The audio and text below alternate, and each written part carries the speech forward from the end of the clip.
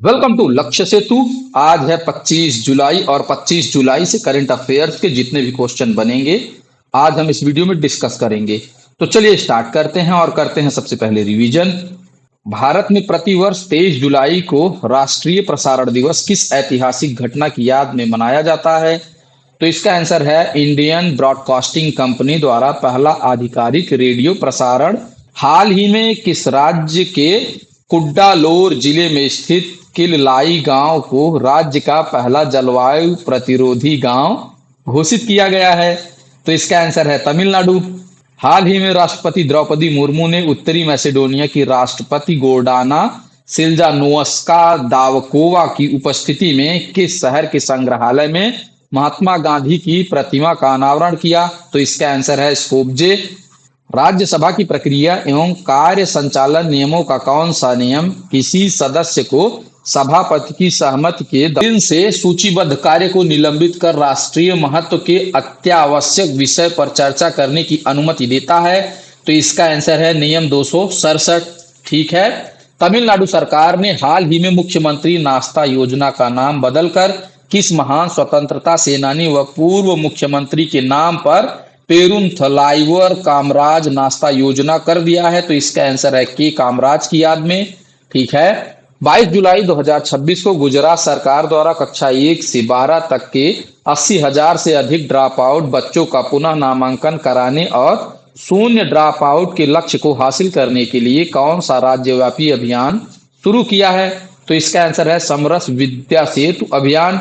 ठीक है। जुलाई 2026 में राजस्थान सरकार द्वारा पंचायत और वार्ड स्तर पर युवाओं में खेल कौशल विकास, रोजगार और सामुदायिक सहभागिता को बढ़ावा देने के लिए किस नए राज्य स्तरीय प्लेटफॉर्म का शुभारंभ किया गया है?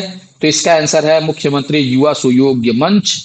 जुलाई 2026 में किस भारतीय अमेरिकी डॉक्टर ने अमेरिका के एरिजोना के पहले कांग्रेसनल डिस्ट्रिक्ट से डेमोक्रेटिक पार्टी का नामांकन जीता है?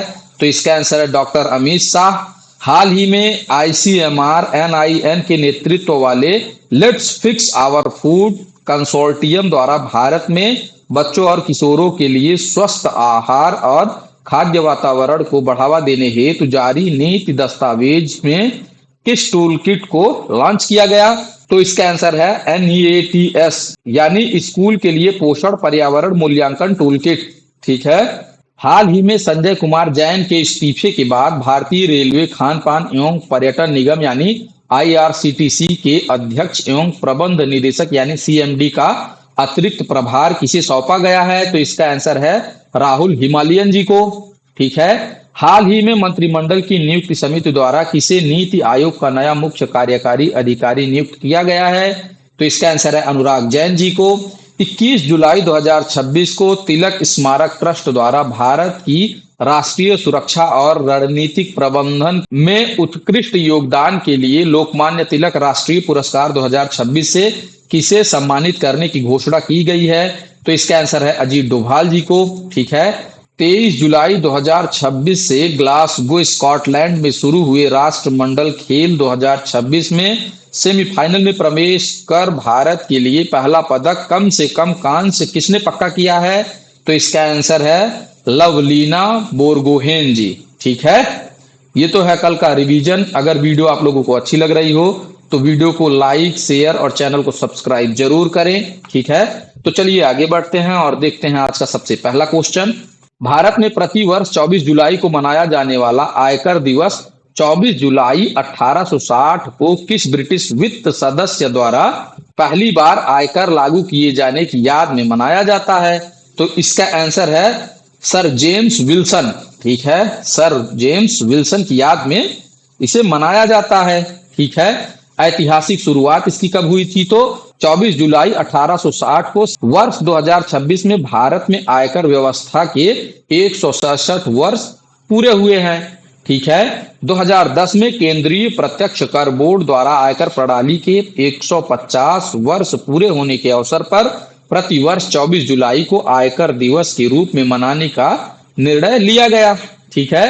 आयकर अधिनियम 1961 जो 1 अप्रैल 1962 से लागू हुआ था, भारत में प्रत्यक्ष करों का मुख्य आधार है। और केंद्रीय प्रत्यक्ष कर बोर्ड जो वित्त मंत्रालय के राजस्व विभाग के तहत काम करता है। ठीक है, तो केंद्रीय प्रत्यक्ष कर बोर्ड जो है वित्त मंत्रालय के राजस्व विभाग के अंतर्गत काम करता है। ठीक, तो नेक्स्ट क्वेश्चन है, भारत में सार्वजनिक परीक्षाओं में धोखाधड़ी और पेपर लीक रोकने वाला मुख्य केंद्रीय कानून यानी सार्वजनिक परीक्षा अधिनियम किस वर्ष लागू हुआ था?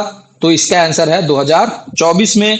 ठीक है, यह अधिनियम 5 फरवरी 2024 को लोकसभा में पेश किया गया था और यह कानून पूरे देश में 21 जून 2024 से प्रभावी रूप से लागू हुआ था।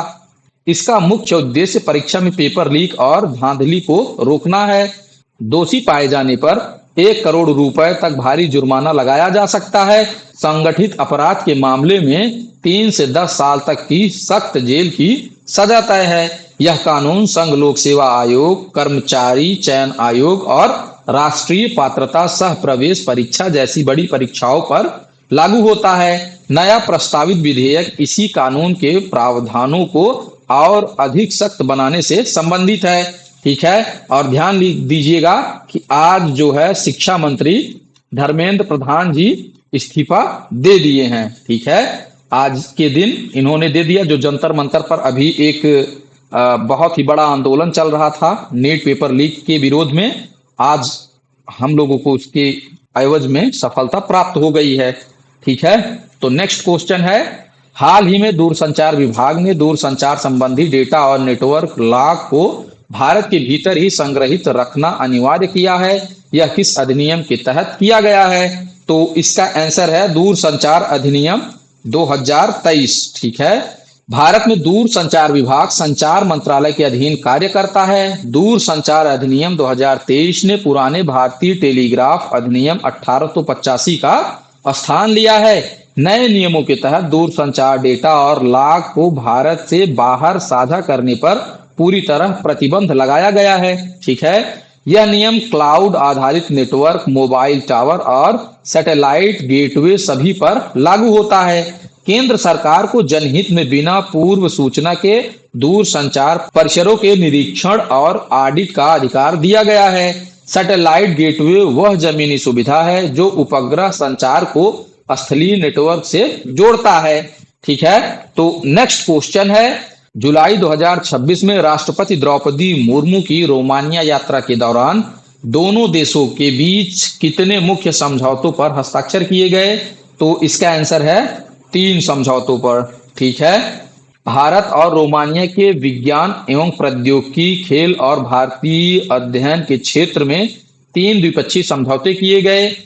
रोमानिया के बुखारेस्ट विश्वविद्यालय में एक इंडियन स्टडीज चेयर स्थापित की जाएगी। यह पिछले 3 दशकों में किसी भारतीय राष्ट्राध्यक्ष यानी राष्ट्रपति की पहली रोमानिया यात्रा है। दोनों देशों ने अगले 3 वर्षों में अपने द्विपक्षीय व्यापार को दोगुना करने का लक्ष्य तय किया है। ठीक है, भारत ने ITEC कार्यक्रम के तहत रोमानिया के लिए प्रशिक्षण अवसरों को दोगुना करने का निर्णय लिया है। ठीक है, वर्ष 2028 में राजनयिक संबंधों के 80 वर्ष पूरे होने पर भारत रोमानिया नवाचार वर्ष मनाया जाएगा। ठीक है, तो नेक्स्ट क्वेश्चन है, हाल ही में शिक्षा मंत्रालय के उच्च शिक्षा विभाग का नया सचिव किसे नियुक्त किया गया है? तो इसका आंसर है नरेश पाल गंगवार जी को। ठीक है, नरेश पाल गंगवार जी 1994 बैच के राजस्थान कैडर के IAS अधिकारी हैं। उच्च शिक्षा विभाग भारत सरकार के शिक्षा मंत्रालय के अंतर्गत कार्य करता है और शिक्षा मंत्रालय में 2 प्रमुख विभाग होते हैं, उच्च शिक्षा विभाग तथा विद्यालय शिक्षा और साक्षरता विभाग। ठीक है, उच्च शिक्षा विभाग देश के केंद्रीय विश्वविद्यालयों और राष्ट्रीय महत्व के संस्थानों के नीति निर्माण और निगरानी के लिए जिम्मेदार है। वरिष्ठ प्रशासनिक नियुक्तियों को कैबिनेट की नियुक्ति समिति द्वारा मंजूरी दी जाती है। इस नियुक्ति से पूर्व नरेश पाल गंगवार पशुपालन और डेयरी विभाग में सचिव पद पर कार्यरत थे। ठीक है, तो नेक्स्ट क्वेश्चन है, 1 अप्रैल 2027 से इन्फोसिस के नए मुख्य कार्यकारी अधिकारी और प्रबंध निदेशक के रूप में किसे नियुक्त किया गया है?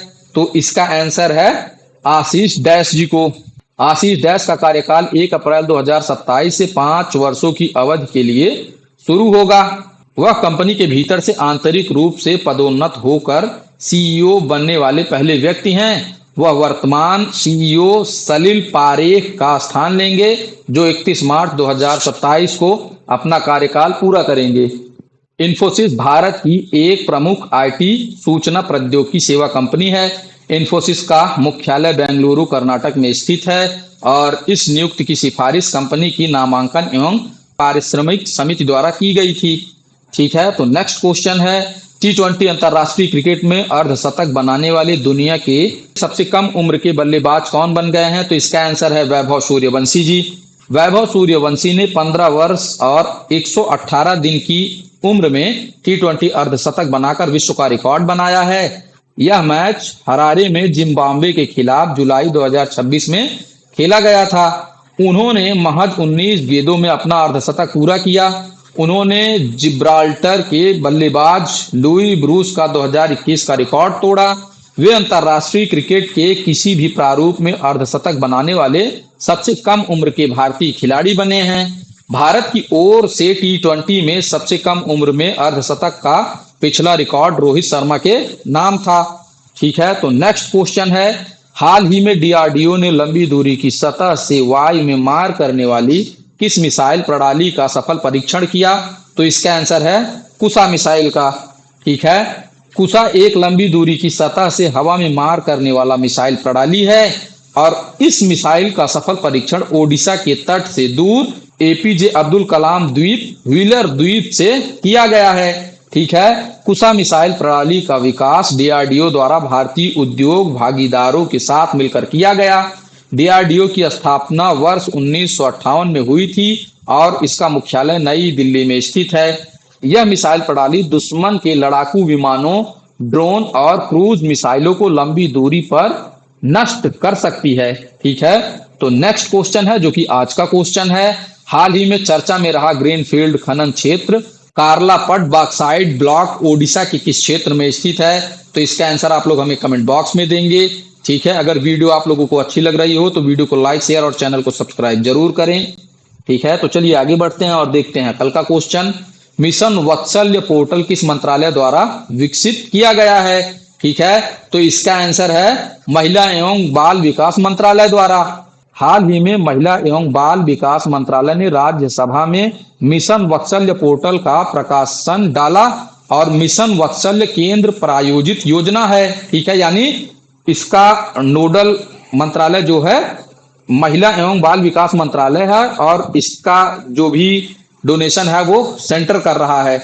इसे महिला एवं बाल विकास मंत्रालय द्वारा विकसित किया गया है। यह देखभाल एवं संरक्षण की आवश्यकता वाले बच्चों और कानून के साथ संघर्ष में फंसे बच्चों को सहायता प्रदान करता है। यह पोर्टल ट्रैक चाइल्ड, खोया पाया और घर यानी गो होम एंड रीयूनाइट को एकीकृत करता है। यह गृह मंत्रालय के अपराध एवं आपराधिक ट्रैकिंग नेटवर्क एवं सिस्टम से जुड़ा हुआ है। ठीक है, तो जुड़े रहिए हमारे साथ, मिलते हैं नेक्स्ट एपिसोड में। Thanks for watching, please subscribe.